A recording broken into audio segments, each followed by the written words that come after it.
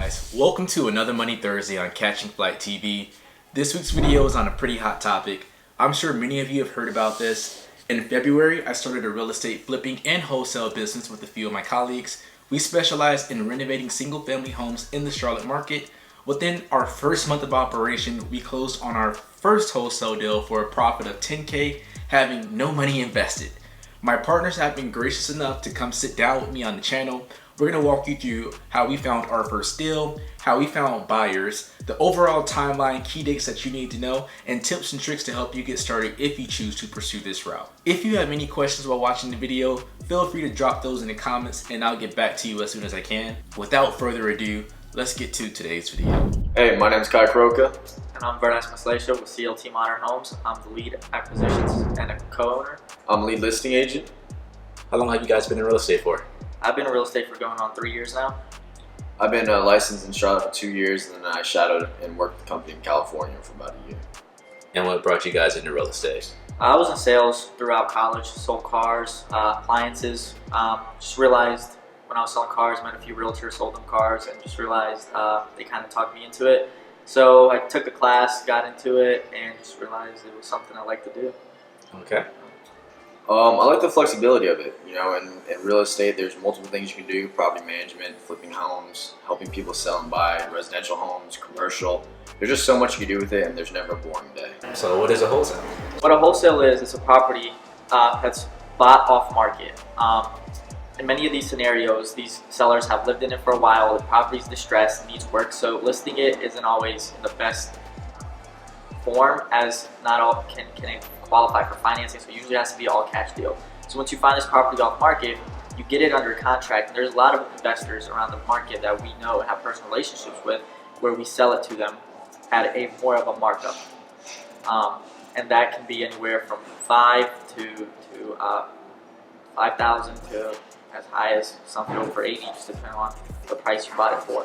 And a lot of these are also different, as it all goes for certain situations. Certain seller may be in a situation where they just want to sell it for cash, quick close, and this is where you come in to help out, and you get the contract assigned to an investor, and the investor usually takes care of it, flips it, uses it as a rental, or whatever way they find purposeful. Well, case in point, like our property that we found in Waverly Hall, right?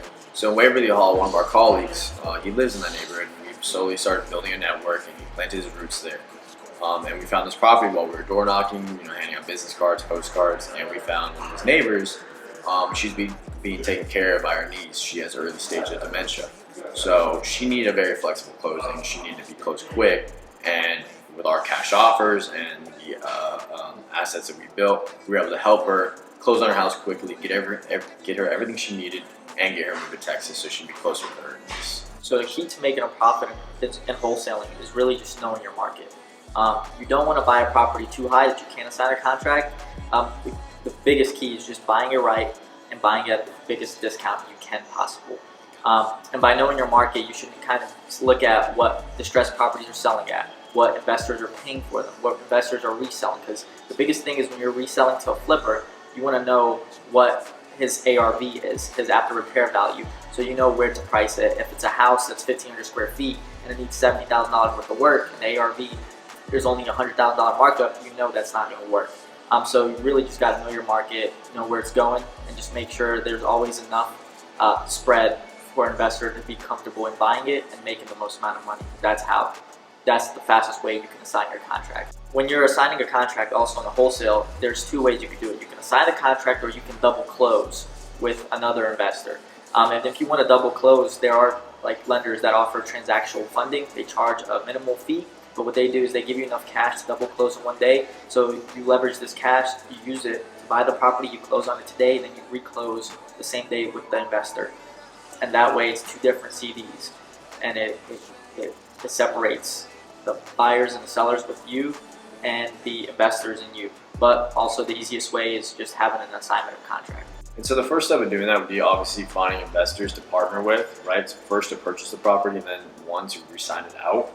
The second thing is to find the property. I feel like this is where a lot of people get a little too excited about the process. They find a property that they really like, they think it's a good investment, they looked at all the numbers, but they don't have the financing in order, and ultimately they lose out on the timeline. Third thing is working with this current seller to make sure that you're coming from a place of contribution and that you're actually being beneficial to them, and that your timeline works with theirs, as well as coordinating that timeline with the investors. So with our current wholesale, we got it under contract, and we had a buyer who's an investor that we worked with in the real estate industry for the past 2 years. We reached out to them before even putting it on any social media, any Facebook investor pages, anywhere. We reached out to him, told him what the price we got it at, showed him the ARV, and he was able to go under contract at a $10,000 markup. How long does a usual wholesale deal last? It can vary. You can assign that contract if you have a buyer within that day, or it can take a couple of days to find somebody. Many people, you first reach out to your sphere, investors you've already built relationships with. If you can't and none of them will take it, or they don't have the capital, or they're busy with other projects, another way is joining your local real estate investors Facebook page, because there's many in there, many giving out funding, putting out deals off market. So that's another good place to go, and you can most likely get a buyer from somebody else very fast. For someone that's looking to get started today and they just found out about wholesale from your explanation, what would be the first 3 steps that you would recommend them to take? First step is knowing your market. Know where the investors are. Know what's the ARVs. Know what to buy it at. Because again, if you buy it too high and the investor doesn't want it, you got to terminate on it. That's not what you want to do. And that's the second is building relationships with those investors, so that way you're ready and able to sign it out in a timely manner. And the third thing is just driving for dollars. Go find distressed properties. Call those sellers. See what the situation is. See if the house is empty and just next of kin owns it. Just figure out who to reach out to and how to get the deal. And so you mentioned Facebook groups. I guess, is that the only way that you can find different investors that might be interested in buying the contract from, or what would you recommend? Most likely the easiest way is the Facebook groups. It's what many people use in our market. You can also reach out to personal connections, if you know anybody who's interested in it. And some people also reach out to other wholesalers as well. They may assign it to another wholesaler who has a bigger buyer list. So you, as a small guy, can get a contract. If you get it at a very good price, you can go to one of the bigger wholesalers in town, and if you got it at a good enough deal, they have a big buyer list, they'll most likely take that assignment and then try to hand it off to one of their buyers as well. What's more important to have, the investor that's going to buy the property from you, or the property itself? Which one would you go get first?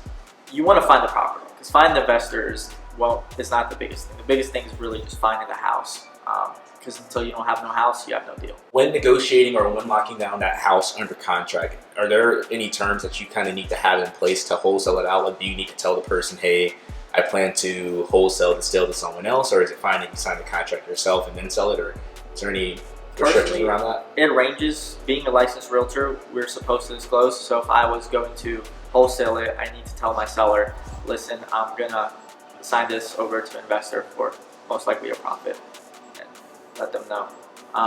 Many people can do wholesaling not being licensed, so it can vary. Okay.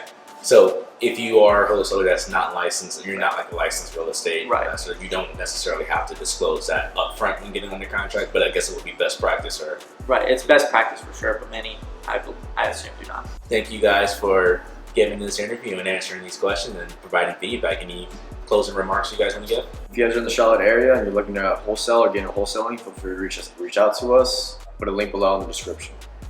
There you go. All right, guys, appreciate you coming out. Thank you. Thanks for watching, guys. I truly hope you found this video helpful. If you did, then please smash that subscribe button, the like button, and turn on notifications so that you're notified on my next video. That helps me grow the channel so that others may find value and, most importantly, make some moolah.